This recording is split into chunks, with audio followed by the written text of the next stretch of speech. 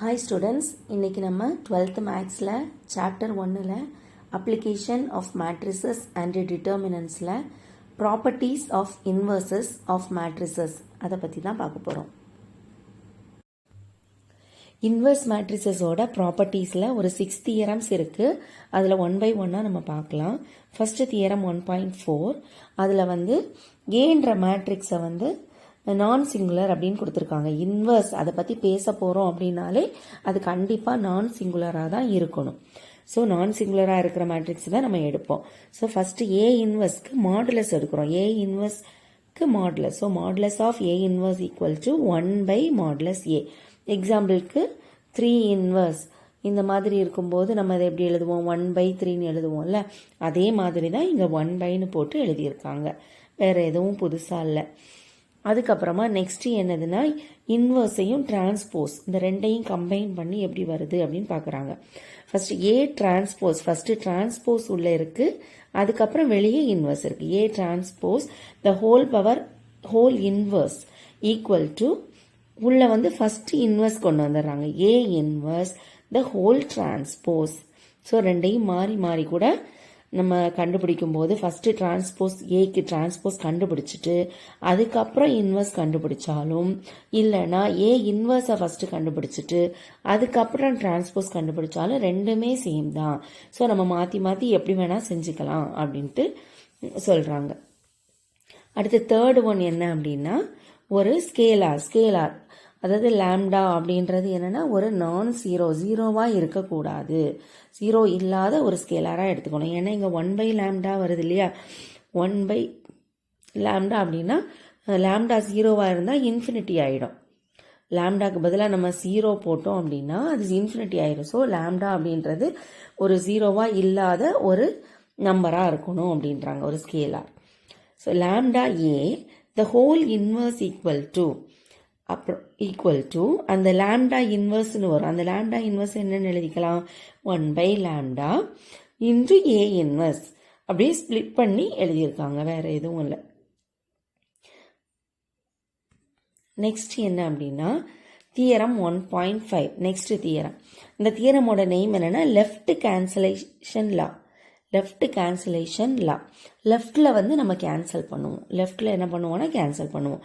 எக்ஸாம்பிளுக்கு ஏபிசி அப்படின்னு 3 square matrices. அதோட ஆர்டர் என்னன்னா என். 3க்குமே ஆர்டர் என்ன தான் இருக்கணும்? ஏக்கு ஆர்டர் என், பிக்கு ஆர்டர் என், சிக்கும் ஆர்டர் என்ன இருக்கணும்? அது ஸ்கொயர் மேட்ரிசஸ். நம்ம இங்கே பார்க்குற எல்லாமே ஸ்கொயர் மேட்ரிசஸ் அந்த மாதிரி தான் பார்க்குறோம். ஸோ ஏ இன்வர்ஸ் பற்றி பேச போகிறோனாலே அது கண்டிப்பாக என்னவா இருக்கணும்? நான் சிங்குலர். Very very important. இதில் நான் சிங்குலர்ன்ற வார்த்தை மிஸ் ஆயிருச்சு அப்படின்னா இந்த ரூல் நம்ம அக்செப்ட் பண்ண முடியாது, இது தப்பாயிடும். நான் சிங்குலராக இருந்தால் மட்டும்தான் ஏபி ஈக்குவல் டு ஏசியாக இருந்தால் ஏயையும் கேன்சல் பண்ண முடியும். அதாவது என்ன அர்த்தம்? லெஃப்டில் இருக்கிற ஏ. ஸோ அதனால தான் இது பேர் லெஃப்ட் கேன்சலைசேஷன் லா. ஏயை நம்ம கேன்சல் பண்ணிட்டு பி ஈக்குவல் டு சி அப்படின்னு நம்ம எழுத முடியும். அதில் நான் சிங்குலர்ன்ற வார்த்தை இருந்தால் மட்டும்தான் இது ட்ரூ ஆகும்.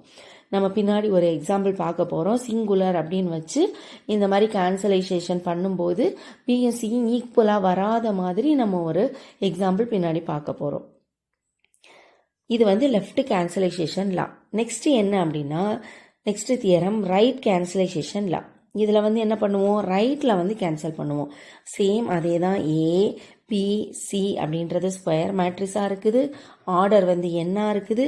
Very important. அது நான் சிங்குலராக இருக்கணும். நான் சிங்குலராக இருந்தால் மட்டும்தான் பிஏ ஈக்குவல் டு சிஏவா இருந்துச்சு அப்படின்னா இந்த ஏயையும் கட் பண்ணி பி ஈக்குவல் டு சின்னு எழுத முடியும். அப்படி இல்லைன்னா எழுத முடியாது. நான் சிங்குலராக இல்லை அப்படின்னா நம்ம எழுத முடியாது. இதுதான் என்னென்னா ரைட் கேன்சலைசேஷன் லா. இதில் ஒரு நோட், அதுதான் நோட் இப்போ சொன்னேன்ல, சிங்குலராக இருந்தால் எப்படி இருக்கும் அப்படின்றதுக்கு நம்ம பார்க்க போகிறோம். ஏ சிங்குலராக இருக்குது. நான் சிங்குலர்னு நம்ம தியரமில் நான் சிங்குலர்னு பார்த்தோம். இங்கே சிங்குலராக இருக்குது. சிங்குலராக இருந்து ஏபி ஈக்குவல் டு ஏசியாக இருந்தாலோ அல்லது பிஇ ஈக்குவல் டு சிஏவாக இருந்தாலோ இது லெஃப்ட் கேன்சலைசேஷனுக்கு வர மாதிரி வருது. இங்கே ரைட் கேன்சலைசேஷனுக்கு வர மாதிரி வருது. இங்கே லெஃப்டில் ஏ 2 ஏயும் லெஃப்டில் இருக்குது, இங்கே ஏ வந்து கேன்சல் பண்ணக்கூடிய ஏ ரைட்டில் இருக்குது. ஸோ ரெண்டையுமே சேர்த்து பார்க்க போகிறோம். தென் பியும் சியும் நீட் நாட் பி ஈக்குவல். இந்த மாதிரி இருந்தால் பியும் சியும் ஈக்குவலாக இருக்கணும்னு அவசியம் கிடையாதுன்றாங்க. Which means B not equal to சியாக இருக்கிறதுக்கு வாய்ப்பு இருக்குது. மேபி சம்டைம் ரேர் கேசஸில் ஈக்குவலாக இருக்கலாம், எல்லா டைமும் அது ட்ரூ கிடையாது அப்படின்ற மாதிரி சொல்கிறாங்க. ஸோ ஒரு கவுண்டர் எக்ஸாம்பிள் நம்ம பார்க்க போகிறோம். ஒரு கவுண்டர் எக்ஸாம்பிள்னால் என்னது சொன்னது அந்த மேலே இந்த மாதிரி இருக்கும்போது அதுக்கு ஒரு எக்ஸாம்பிள் நம்ம பார்க்க போகிறோம். ஏ வந்து இந்த மாதிரி எடுத்துக்கிறோம், பி இந்த மாதிரி எடுக்கிறோம், சி இந்த மாதிரி எடுக்கிறோம். இங்கே வந்து பார்த்தோம் அப்படின்னா மாடுலஸ் ஏ வந்து ஈக்குவல் டு 0 இருக்கிற மாதிரி. ஏ வந்து சிங்குலர், எதை கேன்சல் பண்ண போகிறோமோ அது வந்து சிங்குலராக இருக்கணும். ஸோ மாடுலஸ் ஏ இங்கே பார்த்தோம் அப்படின்னா 1 into 2, 2 minus 2 into 1, 2. So 2 minus 2 அப்படின்னு வருது. விச் இஸ் ஈக்குவல் டு என்னது மாடுலஸ் ஏ 0 வந்துருச்சு. இனி அடுத்து என்ன பண்ணணும், ஏபி ஈக்குவல் டு ஏசி அந்த மாதிரி சொல்லணும். ஏபி கண்டுபிடிக்கிறோம். ஃபஸ்ட்டு ஏஏ எழுதிக்கிறோம், அடுத்து வந்து பிஏ எழுதிக்கிறோம், ரெண்டையும் மல்டிப்ளை பண்ணணும். என்ன பண்ணணும், ஃபஸ்ட்டு ரோ காலமோட மல்டிப்ளை பண்ணி இங்கே எழுதணும். ஃபஸ்ட்டு ரோவை செகண்ட் காலமோட மல்டிப்ளை பண்ணி இங்கே எழுதணும். அதே மாதிரி செகண்ட் ரோவை ஃபஸ்ட்டு காலமோட மல்டிப்ளை பண்ணி இங்கே எழுதணும். செகண்ட் ரோவை செகண்ட் காலமோட மல்டிப்ளை பண்ணி இங்கே எழுதணும். எழுதிட்டோம் அப்படின்னா அதோட வேல்யூவை நம்ம கண்டுபிடிச்சிடலாம். ஓகே, இப்போ நமக்கு என்ன வருது, ஏபி ஈக்குவல் டு இதோட வேல்யூ இங்கே, இதோட வேல்யூ இங்கே, இதோட வேல்யூ இங்கே, இதோட வேல்யூ இங்கே எழுதியாச்சு. ஏபி ஈக்குவல் டு கண்டுபிடிச்சாச்சு. அது நம்ம 1 அப்படின்னு எடுத்துக்கிறோம். நெக்ஸ்ட்டு வந்து ஏசி கண்டுபிடிக்கணும். ஏயோட வேல்யூவை இங்கே எழுதியிருக்கோம், சியோட வேல்யூவை இங்கே எழுதியிருக்கோம். ஃபஸ்ட்டு என்ன பண்ணணும், ஃபஸ்ட்டு ரோவை ஃபஸ்ட்டு காலமோட மல்டிப்ளை பண்ணணும். அதாவது 1 into 0, 0 plus 1 into 1, so plus 1 தான் வருது. ஸோ ப்ளஸ் 1 அப்படியே போட்டுக்கிறோம். அதாவது ஃபர்ஸ்ட் ரோவை ஃபஸ்ட்டு காலமோட மல்டிப்ளை பண்ணணும், ஃபர்ஸ்ட் ரோவை செகண்ட் காலமோட மல்டிப்ளை பண்ணி இங்கே எழுதணும், செகண்ட் ரோவை ஃபஸ்ட்டு காலமோட மல்டிப்ளை பண்ணி இங்கே எழுதணும், செகண்ட் ரோவை செகண்ட் காலமோட மல்டிப்ளை பண்ணி இங்கே எழுதணும். ஸோ எழுதிட்டு அதை சிம்பிளிஃபை பண்ணும்போது ஏசி ஈக்குவல் டு நமக்கு ஒரு மேட்ரிக்ஸ் கிடச்சிரும். இப்போது இந்த ரெண்டுமே ஏபி ஈக்குவல் டு ஏசி ரெண்டுமே எப்படி இருக்குது அப்படின்னா ஈக்குவலாக இருக்குது. ஸோ இதில் இருந்து ஏபி ஈக்குவல் டு ஏசி அப்படின்ற மாதிரி நம்ம கண்டுபிடிச்சிட்டோம். ஆனால் நமக்கு லெஃப்ட் கேன்சலேஷன் லா படி எப்படி இருக்கும், ஏபி ஈக்குவல் டு ஏசியாக இருந்துச்சு அப்படின்னா இது கேன்சல் பண்ணி பி ஈக்குவல் டு சின்னு நமக்கு கிடச்சிருந்துருக்கணும். ஆனால் நம்ம இங்கே வந்து என்னது, பியும் சியும் ஈக்குவலாக இருக்கா, பி இந்த மாதிரி இருக்குது, சி இந்த மாதிரி இருக்குது, பியும் சியும் ஈக்குவலாக இல்லை. அப்போ என்ன காரணம், ஏ வந்து சிங்குலராக எடுத்ததுனால சிங்குலராக எடுக்கும்போது ஏபி ஈக்குவல் டு ஏசியாக இருந்தால் கூட பி ஈக்குவல் ஏயும் கேன்சல் பண்ணி பி ஈக்குவல் டு சி அப்படின்னு நம்ம சொல்ல முடியாது அப்படின்றத சொல்லியிருக்காங்க.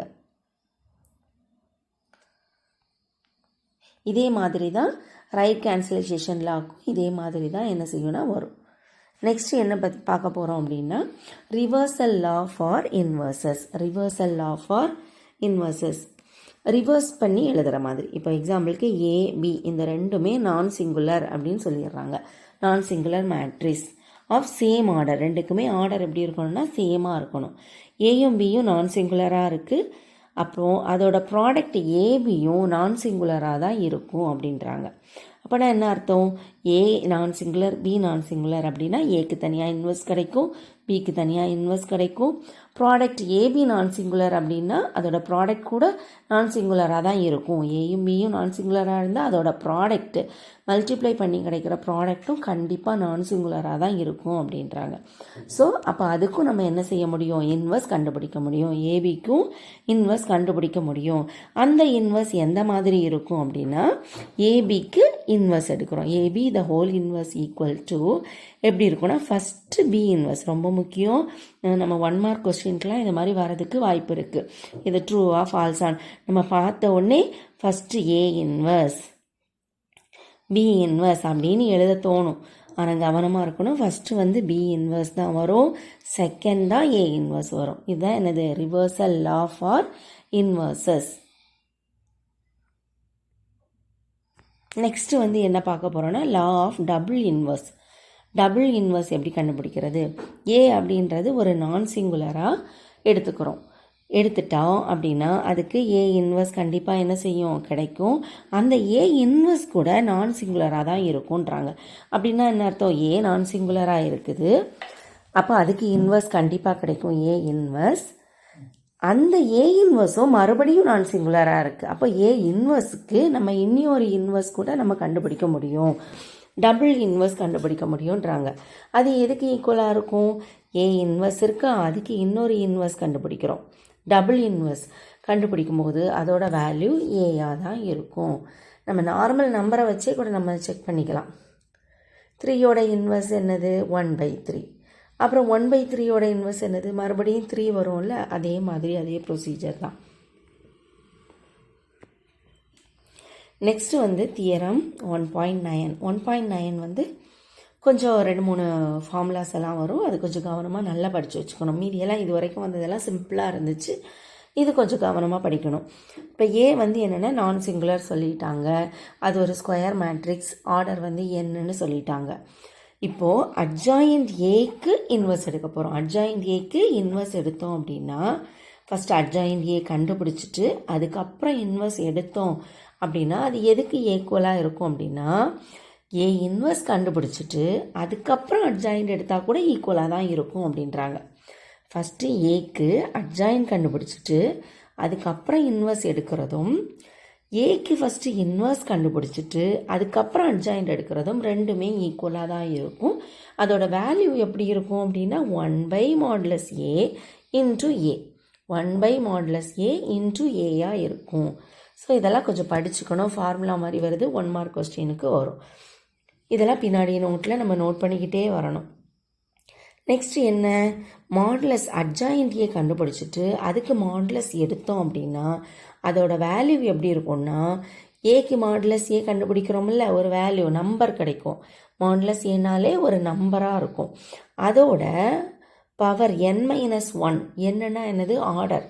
அந்த ஆர்டரில் 1 மைனஸ் பண்ணி இதை பவரில் போட்டு கண்டுபிடிக்கிற வேல்யூவுக்கு ஈக்குவலாக இருக்கும் அப்படின்றாங்க. இப்போ அட்ஜாயிண்ட் ஏக்கு மாடுலஸ் கண்டுபிடிச்சோன்னா அது எதுக்கு ஈக்குவலாக இருக்கும்? Modulus A the whole power n-1க்கு ஈக்குவலாக இருக்கும்.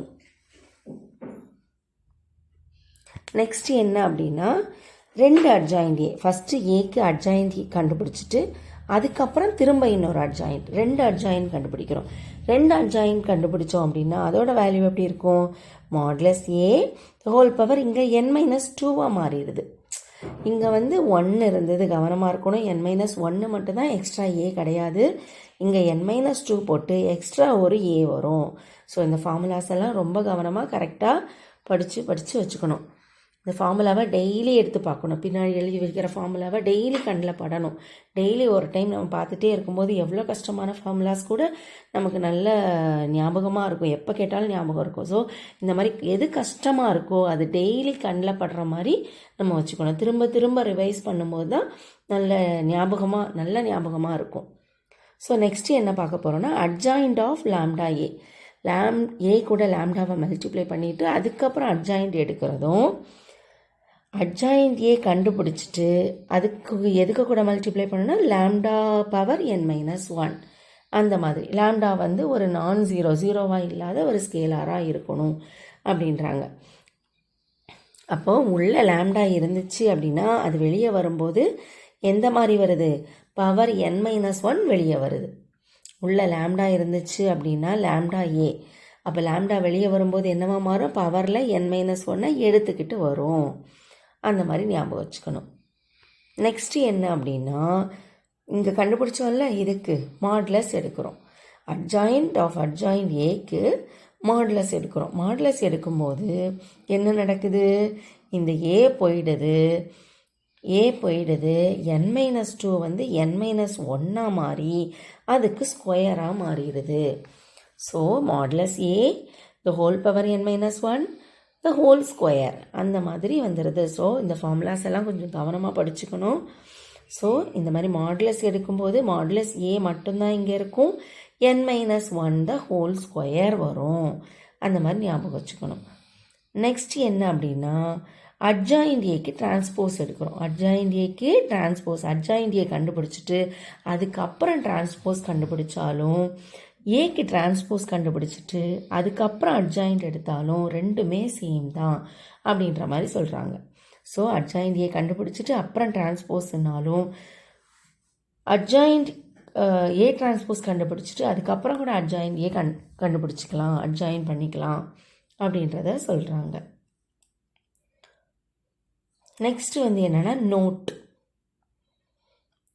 இங்கே வெளியே இருக்கிற டி அப்படியே உள்ளே வந்துடுது. ஃபஸ்ட்டு ஏ டிரான்ஸ்போஸ், அதுக்கப்புறம் தான் அட்ஜாயிண்ட். இங்கே வந்து ஃபஸ்ட்டு அட்ஜாயிண்ட் ஏ, அதுக்கப்புறம் தான் டி டிரான்ஸ்போஸ். நெக்ஸ்ட் என்ன அப்படின்னா நோட். என்ன நோட் பார்க்க போகிறோம் அப்படின்னா, ஏ வந்து ஒரு நான் சிங்குலராக இருக்குது, ஆர்டர் வந்து 3ன்னு கொடுத்துருக்காங்க. அப்போ ஹியர் n=3 அப்படின்னு அர்த்தம். நான் சிங்குலர் அப்படின்றனால மாடுலஸ் ஏ ஆட்டோமேட்டிக்காக நாட் ஈக்குவல் டு 0 இருக்காது அப்படின்னு தெரியும். இப்போ தியரமில் 1.92 வந்து பார்க்க போகிறோம்.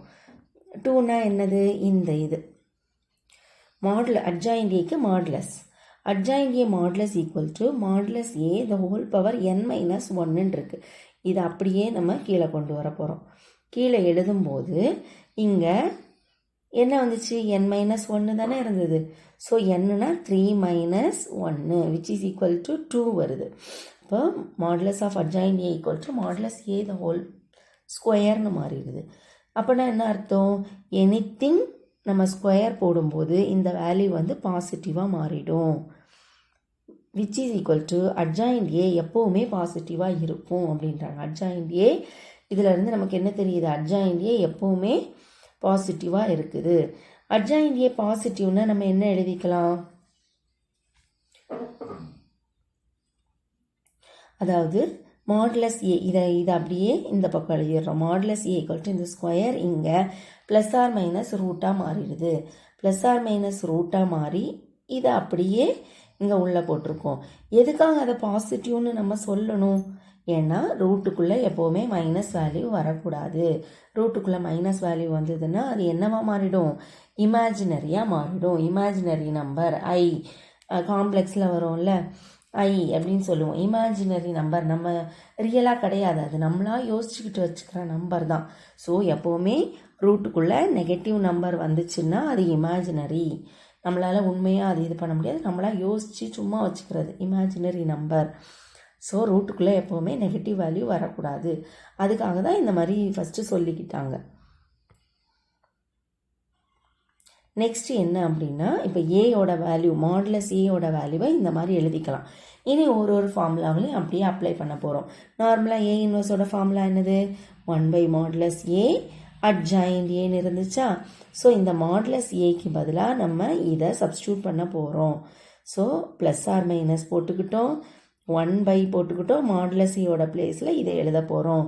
Root of modulus adjoint A into adjoint A. இந்த ஃபார்முலாலாம் கொஞ்சம் நம்ம என்ன செஞ்சுக்கணும்னா படித்து வச்சுக்கணும். இந்த ஃபார்முலா படித்து வச்சுக்கணும்.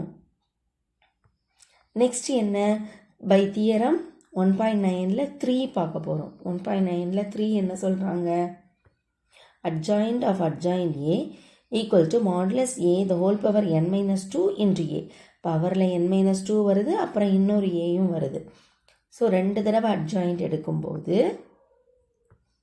modulus A the whole power n-க்கு பதிலாக இங்கே என்னது 3 minus 2 into A வருது.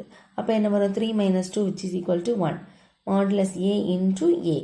இந்த மாதிரி வந்துருச்சு. அப்போ இதில் இருந்து ஏயோட வேல்யூ கண்டுபிடிக்கிறாங்க. அப்போ என்னது, மாடுலஸ் ஏ இந்த பக்கம் வந்துடும். So A equal to 1/modulus A. Modulus A இங்கே வரும்போது 1/modulus ஏன்னு மாறி adjoint ஆஃப் adjoint ஏ அந்த மாதிரி மாறிடும். ஸோ இந்த மாடுலஸ் ஏக்கு பதிலாக இங்கே ப்ளஸ் ஆர் மைனஸ் அந்த வேல்யூ போடுறாங்க. ரூட் மாடுலஸ் adjoint ஏ அந்த வேல்யூவை எழுதியிருக்காங்க. இந்த ஃபார்முலா கூட என்ன செஞ்சுக்கணும்னா நம்ம படித்து வச்சுக்கணும். இந்த ஃபார்முலா கூட படித்து வச்சுக்கணும். Okay, thank you students.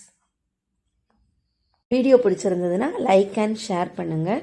Easy maths 360 சேனலை சப்ஸ்கிரைப் பண்ணுங்கள்.